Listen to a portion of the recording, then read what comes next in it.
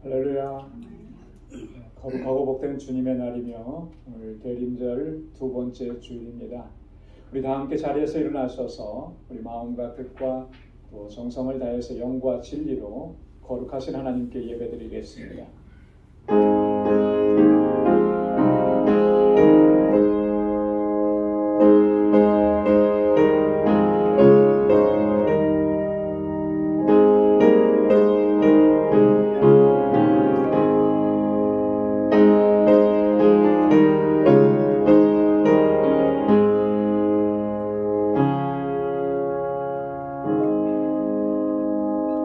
여호와께서 통치하시나니 땅은 즐거워하며 허다한 섬은 기뻐할지어다. 구름과 흑암이 그에게 둘렸고 의와 공평이 그 보좌의 기초로다. 하늘이 그 의를 선포하니 모든 백성이 그 영광을 보았도다.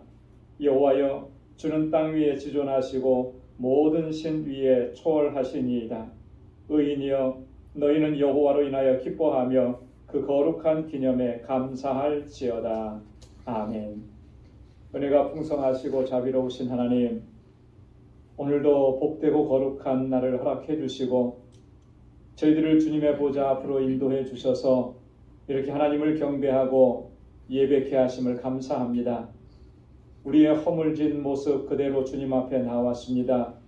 우리 안에 있는 죄악과 허물과 연약함을 주님 앞에 고백하오니 우리 주님 용서하여 주시고 우리를 다시 거룩하게 하셔서 하나님께서 받으시기에 합당한 예배를 이 시간 올려드릴 수 있도록 성령께서 주장하여 주옵소서. 우리의 예배를 받아주시고 오늘도 예비하신 주님의 은혜와 평강으로 가득히 채워 주옵소서.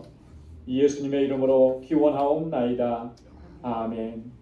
전능하사 천지를 만드신 하나님 아버지를 내가 믿사오며 그 외아들 우리 주 예수 그리스도를 믿사오니 이는 성령으로 잉태하사 동정녀 마리아에게 나시고 본디오 빌라도에게 고난을 받으사 십자가에 못 박혀 죽으시고 장사한 지 사흘 만에 죽은 자 가운데서 다시 살아나시며 하늘에 오르사 전능하신 하나님 우편에 앉아 계시다가 저리로서 산 자와 죽은 자를 심판하러 오시리라. 성령을 믿사오며 거룩한 공예와 성도가 서로 교통하는 것과 죄를 사하여 주시는 것과 몸이 다시 사는 것과 영원히 사는 것을 믿사옵나이다. 아멘. 자리에 앉으시기 바랍니다. 찬양으로 하나님께 영광 돌리겠습니다.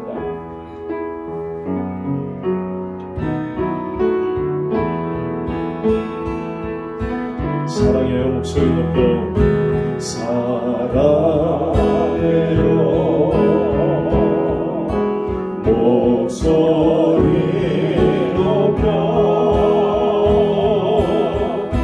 경배해요.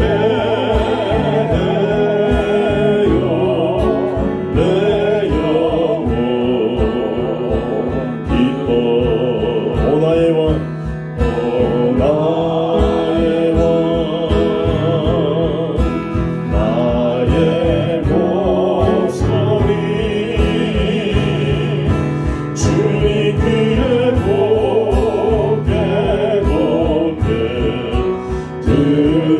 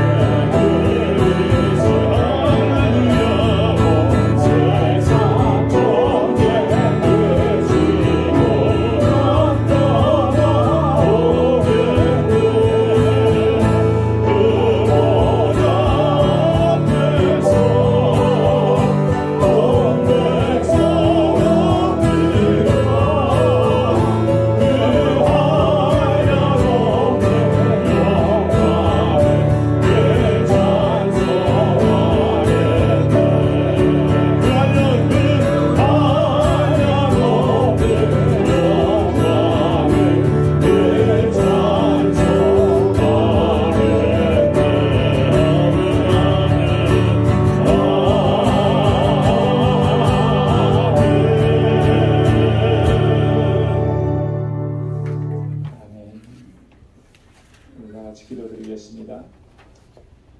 사랑과 은혜가 풍성하신 거룩하신 아버지 하나님, 지난 한 주간도 은혜와 평강으로 지켜주시고 오늘 이렇게 거룩하신 하나님 보좌 앞으로 인도해 주심을 감사드립니다.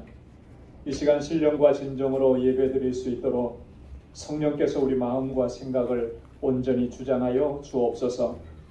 은혜로우신 아버지 하나님, 우리 방주 공동체가 하나님의 은혜와 인도하심 가운데 더욱 아름답고 견고한 믿음의 공동체로 서게 하시니 감사합니다. 하나님, 날마다 은혜 베풀어 주시고 능력의 장중에 붙들어 주옵소서. 성령으로 충만한 공동체가 되게 하여 주옵소서. 안으로는 믿음과 사랑으로 온전히 하나 되게 하시고 밖으로는 하나님의 사랑과 진리의 빛을 전하며 구원의 방주로서의 사명을 잘 감당하게 하여 주옵소서. 아버지 하나님, 특별히 세워주신 주의 종들에게 주님의 권능과 능력으로 함께 하시고 이번에 임직을 받은 11분의 신실한 주의 일꾼들에게 성령의 충만함을 덧입혀 주시고 충성되고 헌신된 마음을 허락해 주셔서 주님의 몸된 교회와 주신 사명, 또 우리 지체들을 섬기는 일에 부족함이 없게 하여 주옵소서. 자비로우신 아버지 하나님, 우리 주일학교와 유스그룹과 EM을 기억해 주시고 저들이 정말 어려서부터 젊어서부터 하나님 잘 경외하게 하시고 믿음으로 행할 수 있는 귀한 주의 백성들 되게 하여 주옵소서. 다윗과 같은 믿음을 허락해 주시고 솔로몬에게 허락해 주셨던 지혜를 저에게도 허락하여 주옵소서. 또한 사도 바울과 같이 복음에 대한 열정을 가지고 하나님의 영광을 위해서 살아가는 주님의 거룩한 백성들이 되게 하여 주옵소서. 저들을 사랑과 말씀으로 양육하는 우리 모든 교사들과 전도사님에게 크신 은총을 덧입혀 주옵소서. 사랑의 아버지 하나님, 지금도 세계 곳곳에서 복음을 증거하며 영혼 구원의 사명을 감당하는 우리 선교사님들, 아버지의 능력의 장중에 붙들어 주옵소서. 우리 선교지마다 생명의 역사가 풍성하게 일어나도록 하나님 역사하여 주옵소서. 특별히 멕시코 알라메다 방주교회가 구원의 방주로 우뚝 서게 하여 주옵시고 날로 부흥하고 성장하게 하옵시며 사역하는 모든 우리 동역자들에게 은혜와 능력과 권능을 덧입혀 주옵소서. 거룩하신 아버지 하나님, 지금도 세계 곳곳에서는 전쟁과 테러와 폭력으로 인해서 하나님 고통 중에 신음하는 이들이 너무나 많습니다. 주님, 긍휼히 여겨 주옵소서. 평강의 왕으로 오신 주님의 참된 평강이 그 땅에 충만하게 임하셔서 하나님 다시는 갈등과 반목이 없게 하여 주시고 참된 평안을 누릴 수 있도록 은총을 베풀어 주옵소서. 아버지 하나님, 저희들로 하여금 우리 고통당하는 이웃을 돌아보게 하시며 내 이웃을 내 몸과 같이 사랑하라고 하신 주님의 말씀에 순종하게 하시며 사랑의 빚진 자의 삶을 살아갈 수 있도록 은혜를 베풀어 주옵소서. 사랑의 아버지 하나님, 우리 방주 권속들을 긍휼히 여겨주시고 하나님, 고난과 환난이 많은 이 광야와 같은 삶 속에서도 항상 승리할 수 있도록 우리의 믿음을 더욱 견고하게 붙잡아 주옵소서. 날마다 하나님의 임재를 사모하게 하시고 항상 주님과 동행하는 삶을 살아갈 수 있도록 은혜 베풀어 주옵소서. 언제 어디서나 무엇을 하든지 하나님의 자녀답게 행하게 하시고 복에 근원된 삶을 살아갈 수 있도록 도와주시며 그리스도의 향기를 바라며 오직 하나님께 영광 돌리는 삶을 살아갈 수 있도록 은혜 베풀어 주옵소서. 하나님 아버지, 오늘도 하나님을 예배하는 우리 모든 심령 가운데 하나님의 참된 위로와 평강을 허락하여 주옵소서. 오늘 이 예배가 하나님께서 기뻐 받으시는 신령과 진정의 예배가 될 수 있도록 은혜를 베풀어 주옵소서. 오늘도 예배를 위해서 수고하고 헌신하는 모든 주의 종들의 그 수고와 땀과 기도와 눈물을 하나님 기억해 주시고 크신 은총을 베풀어 주옵소서. 우리를 죄와 사망 가운데서 구원하셔서 거룩한 하나님의 백성이 되게 하신 우리 주 예수 그리스도의 이름으로 간절히 기도드리옵나이다. 아멘.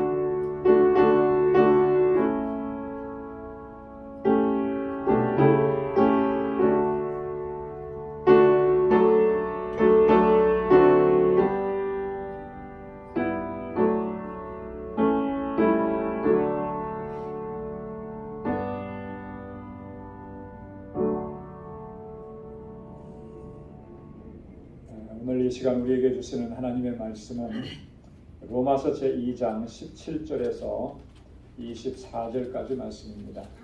로마서 제2장 17절에서 24절까지 말씀, 신약성경 241페이지에 있습니다.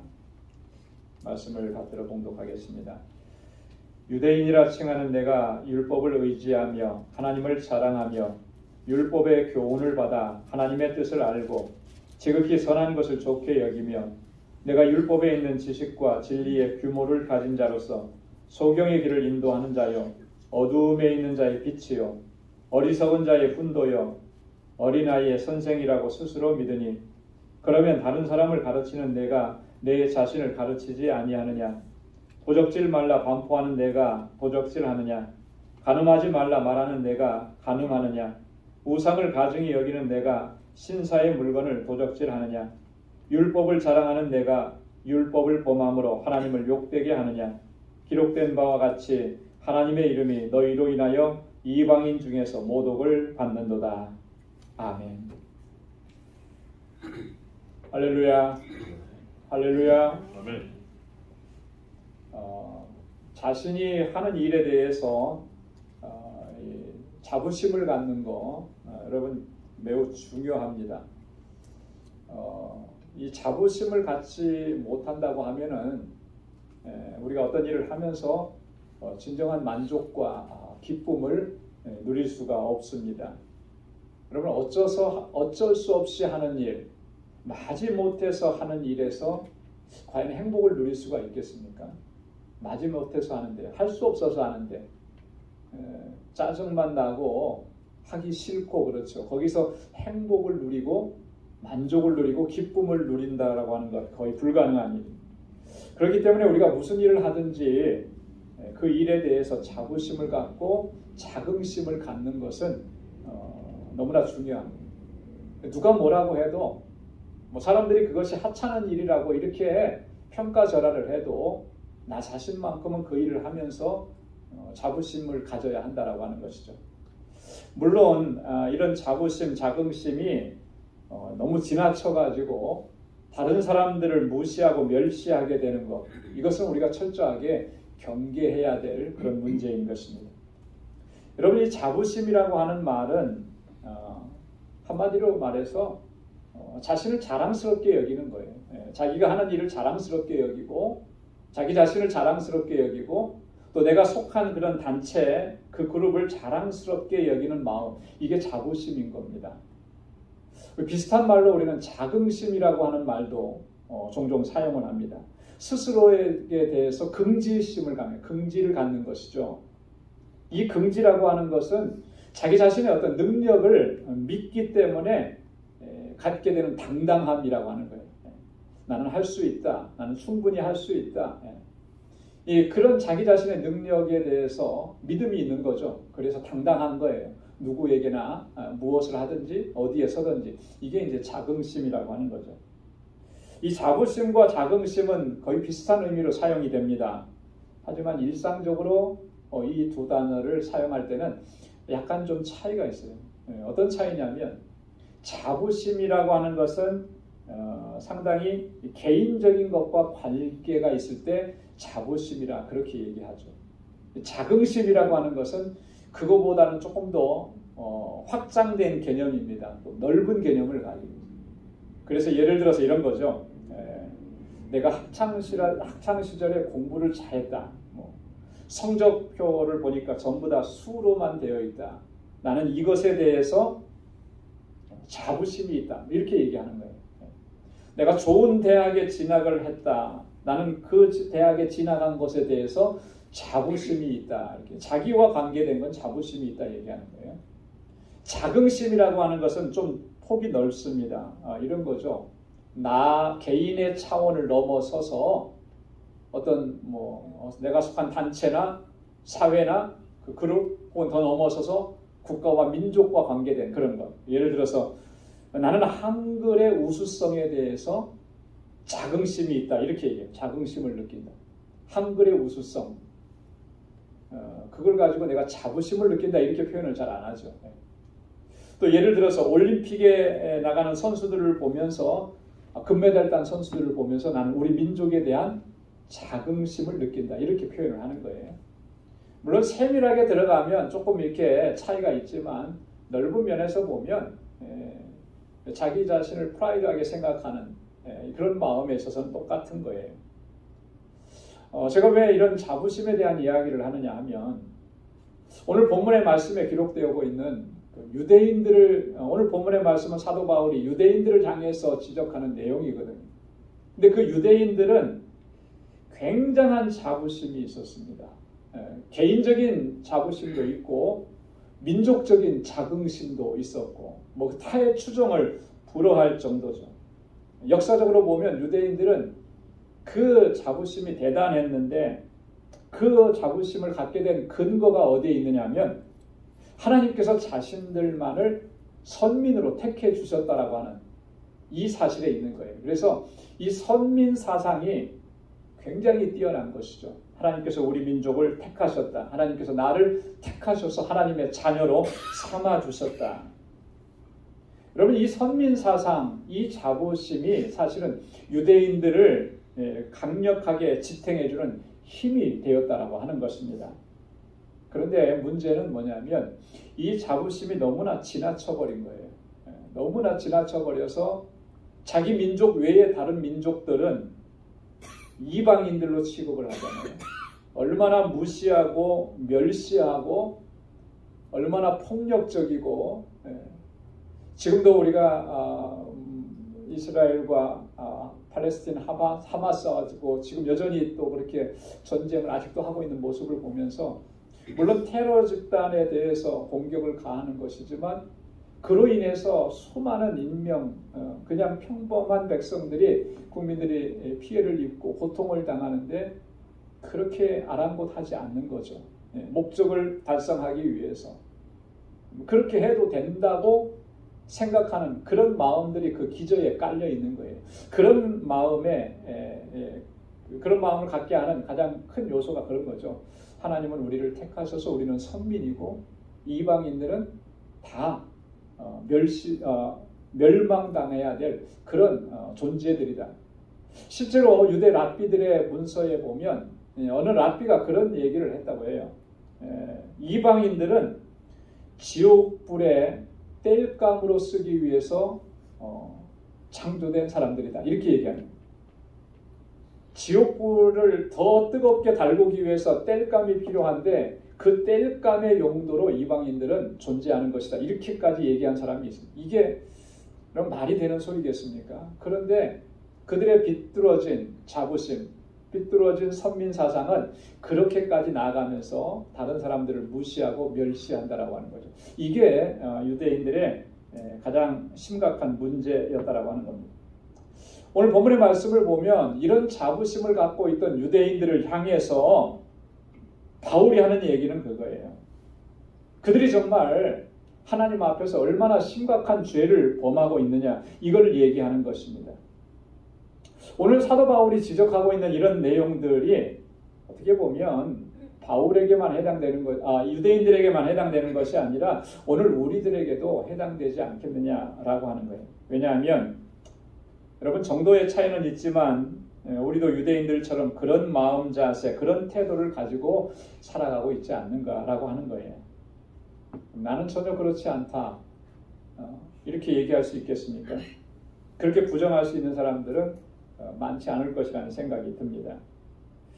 신앙적인 면에서 그런 거예요. 다른 거는 둘째 쳐놓고 신앙생활하고 교회생활하고 믿음생활하면서 우리는 대단한 자부심을 가지고 있는데 이 자부심이 너무나 지나쳐가지고 다른 사람들을 멸시하고 무시하는 일이 과연 없느냐라고 하는 것이죠.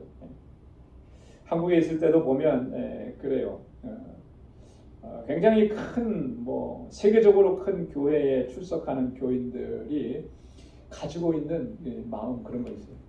나는 세계에서 제일 큰 교회에 다니고 있어. 자, 그렇게 하고 거기에서 멈춰버리면 괜찮은데 그렇지 못한 교회에 작은 교회에 다니고 있는 그런 사람들을 무시하고 멸시하는 거죠. 여러분 이렇게 생각하는 사람이 없을 것 같은데 실제로 그 속에 있어 보니까 그렇게 생각하는 사람들이 상당히 많더라고요. 어떤 목회자는 나는 대대로 목회자의 가정에서 자라서 목회자가 되었다. 이거 굉장한 자부심으로 가져요. 거기서 끝쳤으면 좋은데 그러지 못한 사람들을 이렇게 낮춰보는 거죠. 이런 일들이 실제로 있는 거예요. 그러니 우리도 지금 바울이 유대인들을 향해서 하는 이런 말씀이 나와는 상관이 없다. 우리가 이렇게 제쳐놓을 수가 없다라고 하는 것이죠. 오늘 바울이 지적하고 있는 이 말씀에 우리는 귀를 기울여야 하고 나의 모습을 진지하게 살펴봐야 할 줄로 믿습니다. 오늘 본문의 말씀을 통해서 바울은 크게 두 가지를 지적을 하는데요. 첫째는 뭐냐면 이거예요. 다른 사람을 가르치는 내가 내 자신을 가르치지 않느냐라고 하는 겁니다. 21절 상반절에 보면 그러면 다른 사람을 가르치는 내가 내 자신을 가르치지 아니하느냐. 여러분 유대인들의 치명적인 잘못이 여기에 있었다라고 하는 것이죠. 굉장한 자부심이 있잖아요. 나는 선민이라고 하는 자부심 외에도 우리는 하나님의 율법을 받았고 하나님의 율법의 교훈을 받고 그래서 하나님의 뜻을 잘 알고 있다라고 하는 자부심을 갖고 그 하나님의 율법을 사람들에게 가르쳤습니다. 그런데 정작 자기 자신은 그 하나님의 말씀의 가르침을 받지 않고 있다라고 하는 거죠. 자기 자신을 돌아보지 않고 있다라고. 이미 나는 다 잘 알고 있고 이미 나는 다 잘하고 있다라고 하는 이런 태도, 이런 자세를 가지고 있는 거예요. 이게 문제였다라고 하는 것입니다. 여러분 우리도 그런 표현들을 종종 하잖아요. 신앙의 연륜이 깊어지면 이런 말들을 종종 씁니다. 그거 왕년에 나 다 해봤어. 옛날에 그거 다 해봤어. 나는 안 해본 줄 아냐? 이게 뭐예요? 이게 그런 거예요. 나도 그거 다 알고 있고 나는 네가 알기도 전부터 내가 알고 있었다. 이렇게 얘기하는 거죠. 설교를 들어도 그런 거예요. 저 설교, 저 내용, 그거 이미 내가 다 알고 있는 것인데 몇 번 들었는데 그러면서 귀를 닫아버리는 거죠.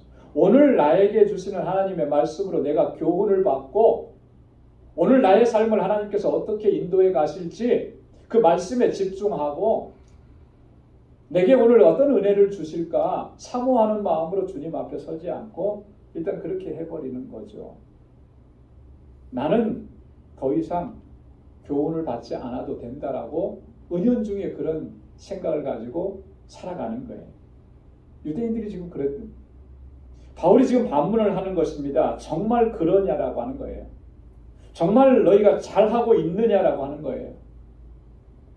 바울의 대답은 그렇지 못하다라고 하는 거죠. 그렇지 못하다.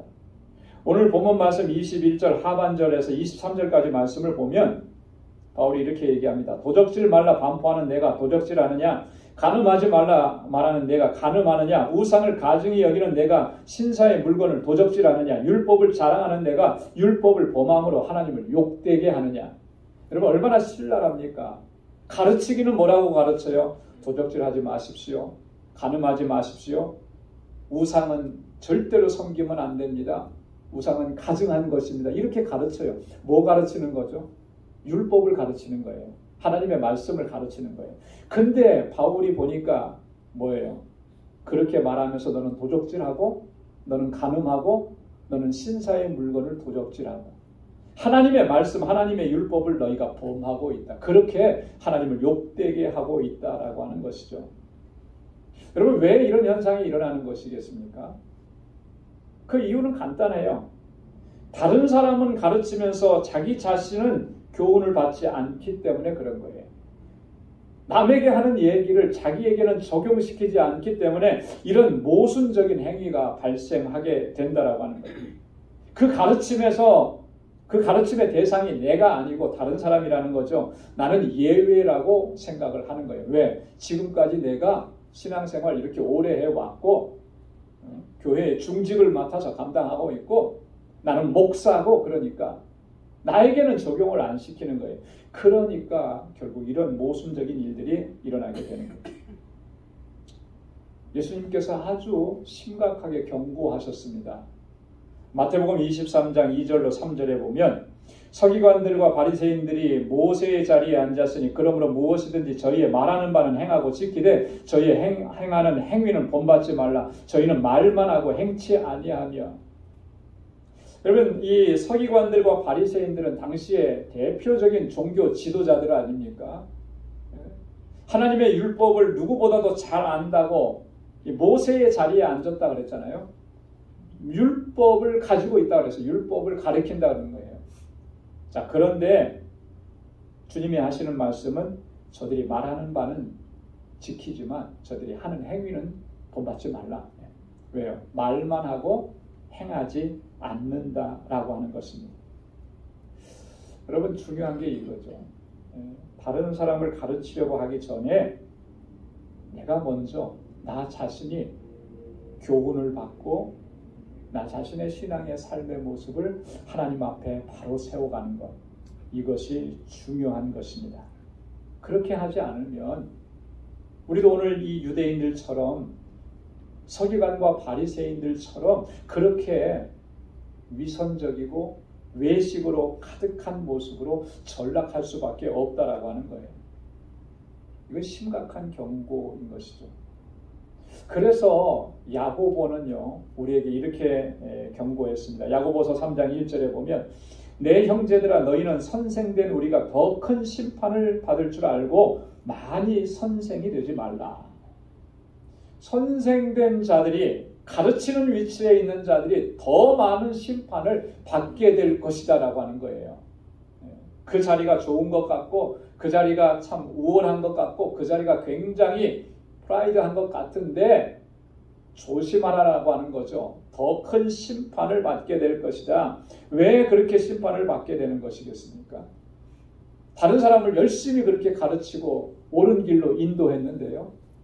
그것 자체가 문제가 아니라 그렇게 하면서 자기 자신은 돌아보지 않는 거예요. 그 말씀으로 자기를 가르치지 않는 것입니다. 그렇기 때문에 이렇게 되는 거예요. 그러니까 결국은 말은 많이 했는데 행함이 없는 것이죠. 가르치기는 많이 가르쳤는데 나는 그렇게 안 한 거예요. 그렇기 때문에 나중에 하나님의 심판대 앞에 서게 되면 더 큰 심판을 받을 것이다. 엄청난 경고의 메시지 아니겠습니까? 사도 베드로도 그의 첫 번째 편지에서 교회의 장로들, 교회의 리더들에게 이렇게 교훈을 했습니다. 베드로전서 5장 2절로 3절 말씀 다 함께요. 같이 한번 읽겠습니다. 너희 중에 있는 하나님의 양무리를 치되 부득이함으로 하지 말고 오직 하나님의 뜻을 쫓아 자원함으로 하며 더러운 일을 위하여 하지 말고 오직 즐거운 뜻으로 하며 맡기온 자들에게 주장하는 자세를 하지 말고 오직 양무리의 본이 되라. 아멘. 여러분, 교회의 리더들이 항상 명심해야 될 아주 중요한 교훈의 말씀, 오늘 본문의 말씀이에요. 부득이함으로 하지 말고 자원함으로 하라. 더러운 일을 위해서 하지 말고 내가 받은 이 직분과 이 위치, 이 자리로 인해서 사사로운 그런 욕심, 야망 이런 거 채우려고 하지 말고 오직 즐거운 뜻으로, 이 즐거운 뜻으로라고 하는 것은 감사함으로라고 하는 거 아니에요. 그렇게 감당을 하고 주장하는 자세로 하지 말라. 목사라고 하는 위치가, 장로라고 하는 위치가 뭘 명령하고 주장하고 주관하고 이러는 위치입니까? 그거 아니거든요. 그런데 그런 주장하는 자세를 취하는 경우들이 종종 있다라고 하는 거예요. 그거 금지시키는 겁니다. 오직 양무리의 본이 되라 그랬어요. 본이 되라. 정말 힘든 일 아니겠어요? 본이 된다라고 하는 거. 이게 양무리의 본이 되라고 하는 이 마지막 말씀, 이 교훈은요, 이런 의미를 담고 있는 거예요. 우리가 어떻게 본이 될 수가 있겠습니까? 어떻게 본이 될 수가 있겠습니까? 오늘 바울이 지금 유대인들을 향해서 지적하고 있는 이 말씀과 연관지어 본다면 정말 내 자신이 먼저 하나님의 말씀으로 교훈을 받고 그 말씀에 순종하는 삶을 진지하게 견지하면서 살아가면 그의 삶이, 그의 말이, 그의 행동이 본이 되는 거예요. 남들이 나를 따라오게 하기 위해서 이런 일도 열심히 해야 되고 그래서 본이 돼야 되고 이런 개념이 아니고요. 매일매일의 삶이 내가 말씀 앞에 나를 겸손하게 세워가고 하나님의 주시는 말씀으로 먼저 나를 교훈하고 가르치고 그래서 그 말씀대로 순종하면서 살아가면 그 삶 자체가 본이 되는 거예요. 그런 의미를 담고 있는 것입니다. 사랑하는 성도 여러분, 우리는 무엇보다도 우선적으로 나 자신을 말씀 앞에 바로 세워가는 일에 힘써야 할 줄로 믿습니다. 다른 사람 앞에 세워주셨고 리더가 되게 하셨고 가르치는 일을 하게 하셨고 인도하는 사역을 감당하게 하셨다면 그 모든 사역들이 아름다운 결과로 열매를 맺으려고 하면 반드시 전제되는 조건이 있는 거예요. 나 자신이 먼저 말씀으로 가르침을 받고 교훈을 받고 그 말씀에 순종하는 삶을 살아가야 하는 것입니다. 그럴 때 그의 사역을 통해서 하나님께서는 아름다운 열매가 풍성하게 맺혀지도록 역사하실 줄로 믿습니다. 그렇게 하나님 앞에 귀하게 쓰임받는 우리 모두가 될 수 있기를 주님의 이름으로 축원합니다. 두 번째 바울이 지적하는 건 뭐냐면 이거예요. 결단코 하나님을 욕되게 하지 말아야 한다. 여러분 한번 따라서 해보시기 바랍니다. 하나님을 욕되게 하지 맙시다. 욕되게 하지 맙시다. 예수 믿으면서 신앙생활하면서 누가 하나님을 욕되게 하려고 하겠어요? 절대로 그런 생각을 하는 사람은 아무도 없을 겁니다. 하지만 실제로 우리의 삶 속에서는 정말 부정하고 싶지만 하나님을 욕되게 하는 일들이 믿는 사람들의 모습 속에서 너무나 많이 나타나고 있다는 거죠. 오늘 본문 23절과 24절 말씀에 보면 율법을 자랑하는 내가 율법을 범함으로 하나님을 욕되게 하느냐? 기록된 바와 같이 하나님의 이름이 너희로 인하여 이방인 중에서 모독을 받는도다. 정말 아이러니컬하잖아요. 유대인들은 자기 자신들은 굉장한 자부심이 있었잖아요. 그죠? 하나님의 선민이라는 자부심이 있었고 율법을 받았고 율법의 교훈을 받아서 지금까지 살아왔고 율법 속에 나타난 하나님의 뜻을 잘 알고 있다고 자부심을 가지고 있었고 실제로 그것을 일반 백성들에게 가르치고 이렇게 했었는데 오늘 바울이 얘기하는 건 뭐예요? 하나님의 이름이 너희 때문에 이방인 중에서 모독을 받는다는 거예요. 여러분 심각한 괴리가 형성이 된 거 아니겠습니까? 여러분 얼마나 끔찍한 상황입니까? 이런 일들은 결코 일어나지 말아야 되는 거잖아요. 그런데 안타깝게도 이런 일들이 우리들의 모습 속에서도 종종 일어난다는 거예요. 우리가 지난주에 임직식을 했습니다. 여러 목사님들께서 오셔서 설교 말씀도 해주시고 권면도 해주시고 귀한 말씀들을 많이 주셨는데 그 중에 아주 인상이 남는 대목이 이런 거예요. 이 교회가 누구 때문에 힘들어지는가라고 하는 문제. 이 얘기를 했습니다. 교회가 힘들어지고 교회가 어려움을 당하고 갈등을 겪는 게 누구 때문에 그렇게 되는가? 새신자 때문인가? 교회 오래 신앙생활한 사람 때문인가? 대부분의 문제는 교회 안에서 믿음이 좋다고 하는 사람들, 교회에서 오랫동안 신앙생활했다고 하는 사람, 이런 사람들 때문에 갈등이 생기고 문제가 생긴다. 이제 막 그 교회에 와서 처음 신앙생활하고 이제 막 그 믿음 생활 시작한 사람들에게서는 거의 이런 갈등이나 반목이나 이런 게 일어나지 않는다라고 하는, 통계적으로 보면 그렇다는 거예요. 저도 수긍을 합니다.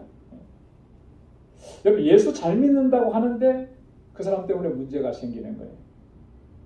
교회 중직자 때문에, 교회 목회자 때문에 교회가 갈등이 생긴다라고 하는 것이죠. 왜 이런 일들이 일어나는 것이겠는가? 오늘 본문의 말씀을 통해서 보면 그래요.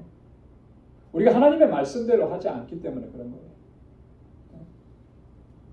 하나님의 율법을 우리가 안다고 했는데 그 말씀대로 지켜서 살아가지 않기 때문에 이런 현상들이 일어난다라고 하는 것이죠. 바울이 두 번째로 지적하는 것은 그렇게 함으로 인해서 너희가 얼마나 하나님을 욕되게 하고 있느냐. 이방인들 가운데서 하나님의 이름이 모독을 받는 일들을 너희가 하고 있느냐. 이런 일들이 일어나서는 안 되지 않느냐.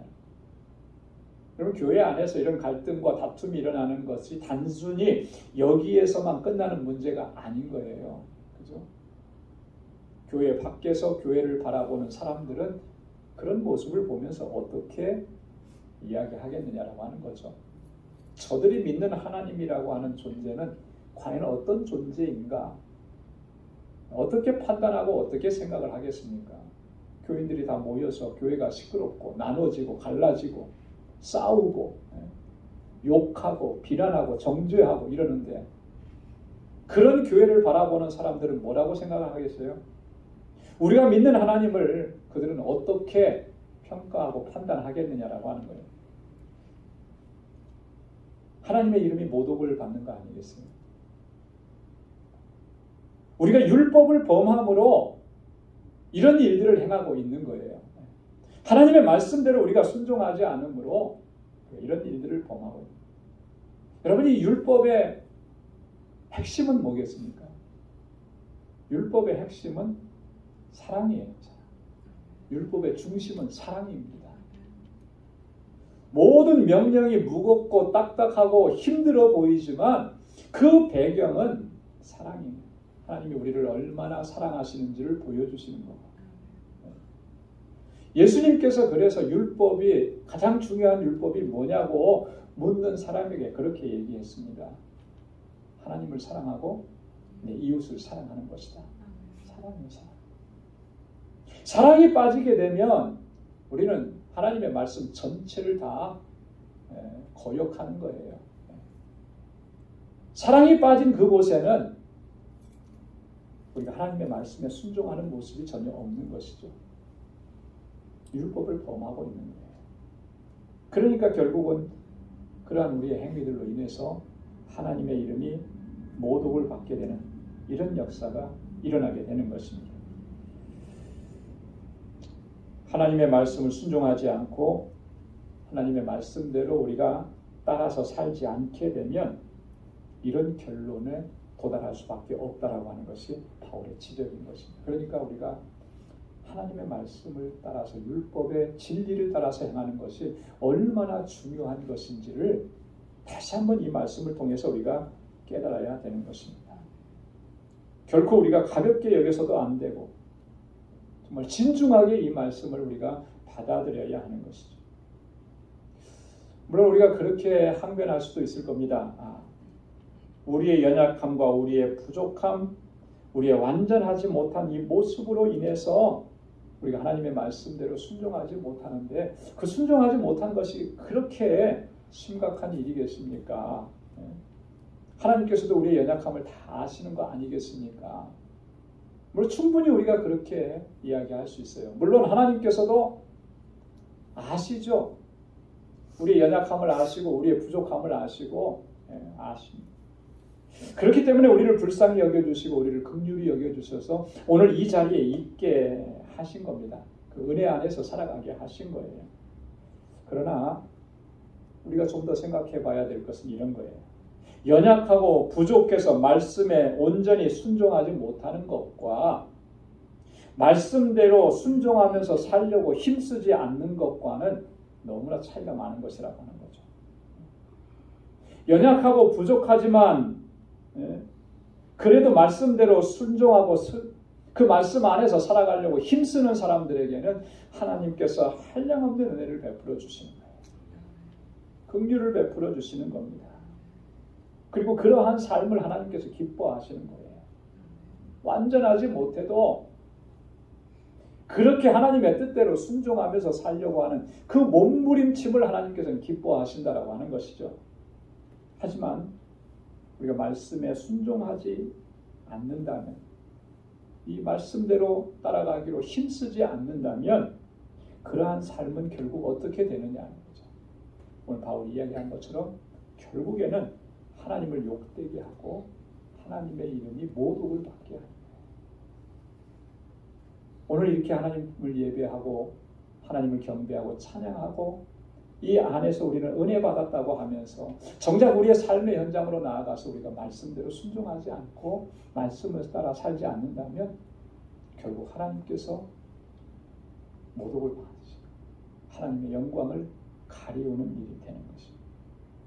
여러분, 우리는 얼마나 많이 정말 우리 자신을 합리화시키면서 지금까지 지내왔습니까? 여러 가지 이유들을 들어서 정말 말씀대로 순종하지 못한 이 삶을 항변하고 변명하고 그렇게 우리가 지금까지 어떻게 보면 신앙생활을 해왔습니다.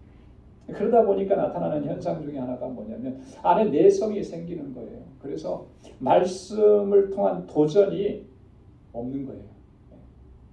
여러분, 내가 말씀대로 지켜서 순종하면서 살겠다라고 하는 의지와 결단을 가지고 말씀 앞에 서면 하나님의 말씀은 항상 나에게 도전이 되는 거죠. 근데 이제 그 결단이 다 사라져 버리니까 말씀을 들어도 도전이 안 됩니다. 결단과 각오가 없어져요. 그냥 그럭저럭 그냥저냥 우리가 그렇게 신앙생활을 하는 거예요. 그러면서도 우리는 뭐라고 생각하냐면 그렇게 신앙의 연륜이 자꾸 쌓여가니까 나름대로는 내가 신앙생활 잘하고 있다라고 하는 자부심과 자긍심을 갖는 거예요. 여기에서부터 문제가 발생하는 거죠. 그래서 오늘 사도 바울은 이 부분을 지적을 하는 것입니다. 이러한 모습들이 얼마나 심각한 결과를 초래하게 되는지를 유대인의 예를 들어서 오늘 우리에게 말씀해 주시고 경고해 주시는 거예요. 저와 여러분들의 삶이 이러한 모습이 되지 않기를 소망합니다. 그러기 위해서는 오늘 주신 이 말씀을 통해서 정말로 우리 자신의 모습을 진지하게 점검하고 살펴봐야 하는 것입니다. 다른 사람을 가르치기 전에 내가 먼저 하나님의 말씀으로 교훈을 받고 가르침을 받고 그 말씀대로 순종하는 삶을 살아가기로 힘쓰고 그렇게 결단하고 나아갈 수 있기를 소망합니다. 그래야만 하나님께서 분명히 은혜를 덧입혀 주시고 능력으로 붙잡아 주시고 그 말씀으로 우리를 인도해 주시고 하나님께 영광 돌리는 삶을 살아갈 수 있도록 은혜를 베풀어 주실 줄로 믿습니다. 그래서 시인이 날마다 하나님 앞에 그렇게 간구하고 고백하고 결단했어요. 마지막으로 우리 시편에 있는 말씀을 한번 같이 읽어보도록 하겠습니다. 시편 119편 15절 16절 다 함께요. 내가 주의 법도를 묵상하며 주의 도에 주의하며 주의 율례를 즐거워하며 주의 말씀을 잊지 아니하리이다. 아멘. 이런 결단이 있기를 소망합니다. 시편 119편 33절 이하 같이요. 여호와여 주의 율례의 도를 내게 가르치소서. 내가 끝까지 지키리이다. 나로 깨닫게 하소서. 내가 주의 법을 준행하며 전심으로 지키리이다. 아멘. 내가 끝까지 지키리이다. 한번 따라서 해보십시오. 내가 끝까지 지키리이다. 전심으로 지키리이다. 아멘. 기도하겠습니다. 하나님 아버지 감사합니다. 오늘도 이 아침 저희들에게 하나님 귀한 말씀을 허락해 주시고 우리의 영적인 실존을 바로 볼 수 있도록 은혜 주심을 감사합니다. 하나님, 유대인들을 향해서 바울이 지적했던 이 얘기들은 정말 나를 향해서 주시는 말씀입니다. 내가 그러했었고 우리가 그러했었습니다. 하나님, 겉으로는 어떤 이 신앙적인 연륜과 하나님 이런 모든 직분과 이런 것들을 자랑하면서도 정작 내 자신은 하나님 앞에 바로 세워가지 못하고 말씀에 순종하는 삶을 살지 못해서 하나님 나의 모습을 통해서 하나님의 영광을 가리고 하나님의 이름을 욕되게 하고 하나님의 이름이 모독을 받는 일들을 하나님 행하고 또 그러면서도 우리는 하나님 앞에서 늘 당당했었습니다. 하나님, 우리를 불쌍히 여겨 주옵소서. 주의 말씀으로 나를 교훈해 주시고 하나님 주의 말씀대로 순종하면서 살아갈 수 있는 능력을 허락해 주시고 언제나 우리의 중심이 여호와 하나님 주님만을 바라볼 수 있게 하시고 하나님의 영광을 위해서 귀하게 쓰임받는 우리 방주의 혼속들이 다 될 수 있도록 은혜 허락하여 주옵소서. 감사하며 예수님의 이름으로 기도드리옵나이다. 아멘. 찬송 351장 부르시면서 준비하신 예물 하나님께 드리겠습니다.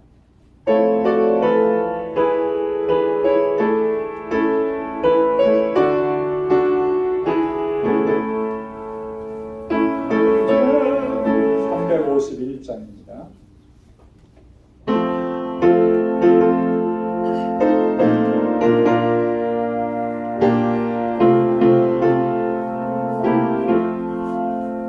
날개서 가신 예수께 내 생명 모르리니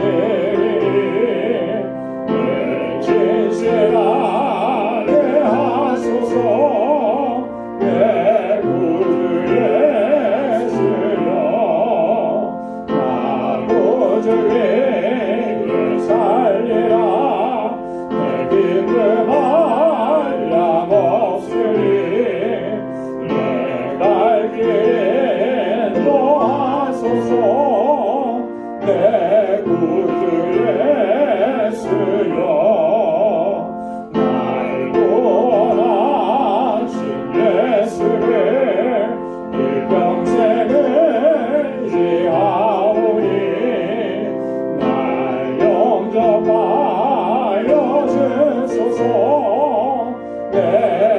구주 예수여 나 구주의 내 살리라 내 기쁨을 양 없으리 내 갈 길에 도와주소 내 구주 예수여 주 십자가에 달리사 날 자유하게 했으니 내 몸과 마음을 주위에 하시게 하소서 나 구주의 내 살리라 내 기쁨을 양 없으리 내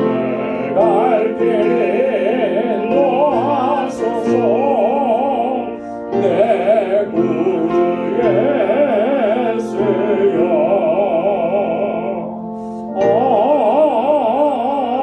아멘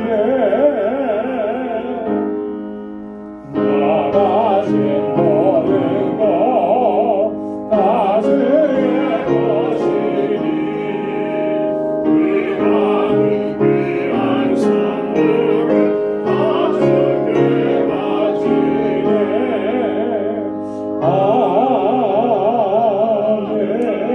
아멘. 자비로우시고 은혜가 풍성하신 하나님, 참으로 고맙고 감사합니다.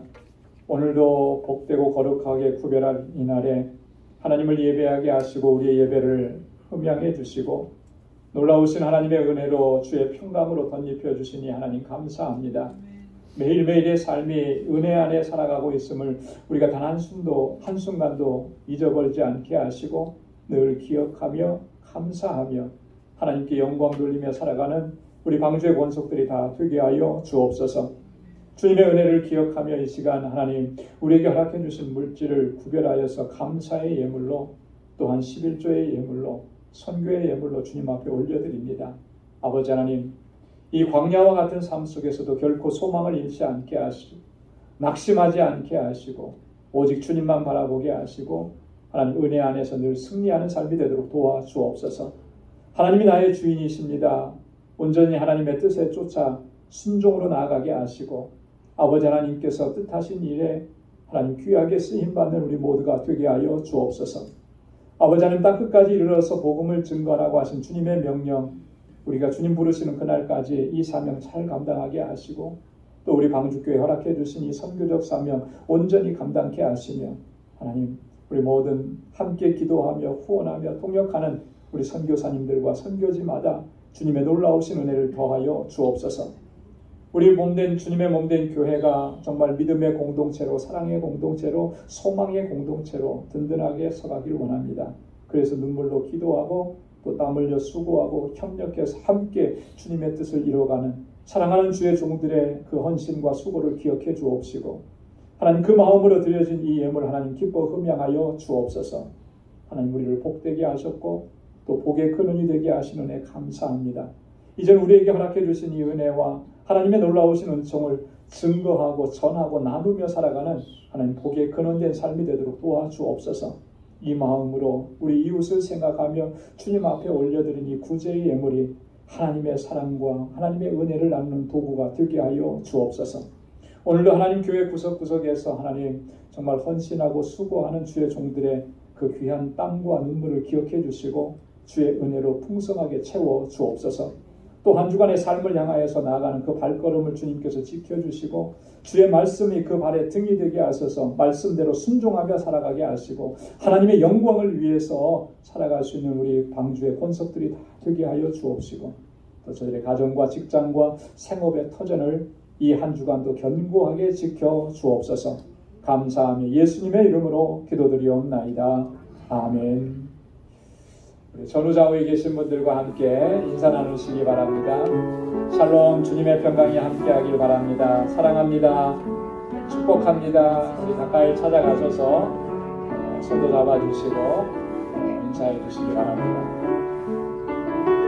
오늘도 영상으로 예배를 드리시는 우리 방주 권속 여러분들, 여러분들의 삶 속에서도 하나님의 은혜와 평강이 가득하시기를 바라고 어디에 있든지 항상 하나님께서 눈동자와 같이 지켜주시기를 간절히 소망합니다.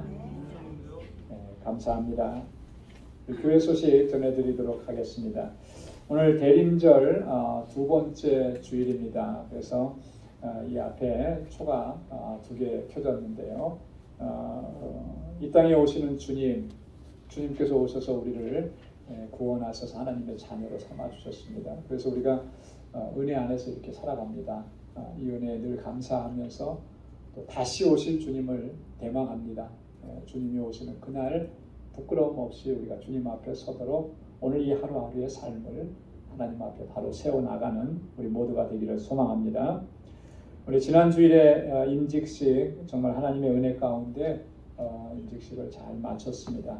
정말 하나님께서 감격스러운 임직식을 허락해 주신 것 너무나 감사하고요. 또 이 시간을 들어서 우리 정말 우리 성도님들이 수고 너무 많이 해주셨거든요. 한 130-40명의 손님들 모시고 그랬는데 다 이렇게 손님들 맞이하고 하는 일을 정말 잘해주셔서 수고하신 모든 분들께 정말 감사드리고 또 임직을 받으신 모든 분들 진심으로 축하를 드립니다. 축하는 여기까지고 이후로는 정말 하나님 앞에서 정말 무겁고 두렵고 떨리는 마음으로 또 주신 직분들을 잘 감당하실 수 있기를 바랍니다. 우리 선교회 총회 오늘까지 마쳐주시고 또 우리 임원명단 제출해 주시기 바라고요. 오늘 2시 30분부터 재정부실에서 2024년 정책당회를 하도록 하겠습니다. 모든 시무장로님들 다 참석해 주시기 바라고요. 성탄절 25일 성탄절 예배 각 구역별로 준비하게 되는데 특별 순서 잘 준비해 주시고 또 선물 교환도 있으니까 성탄절 점심 친교 후에 선물 교환이 있으니까 또 정성껏 준비해 주시기 바랍니다. 2024년 예산위원회 다음 주 2부 예배 친교 후에 모입니다. 다 모여서 예산을 또 심의해 주시기 바랍니다. 2024년도 친교 주일 친교 담당표 친교실에 있습니다. 지난주에 보니까 많은 분들이 적어주셨는데 또 아직 기록 못하신 분들은 작성해 주시면 감사하겠습니다. 우리 한국에 방문 중인 교우들이 여러분 계시고 특별히 이순재 집사님의 동생분이 좀 상황이 많이 좋지가 않습니다. 그래서 좀 집중적으로 기도해 주시기를 바랍니다. 우리 연말에 다가오는 행사 보시고 또 맡으신 분들 또 잘 감당해 주시길 바라고요. 우리 다 함께 자리에서 일어나셔서 마지막 찬양 부르시겠습니다.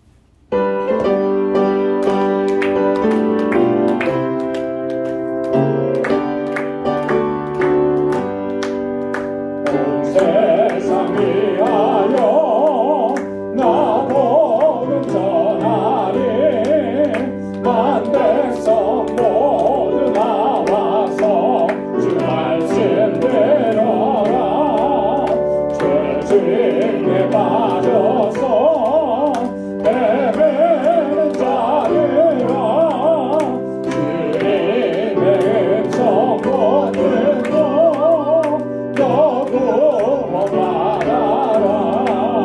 선하고 기도해 매일 지닌 죄이라 세상 모든 사람들 듣고 그 사랑 알도록.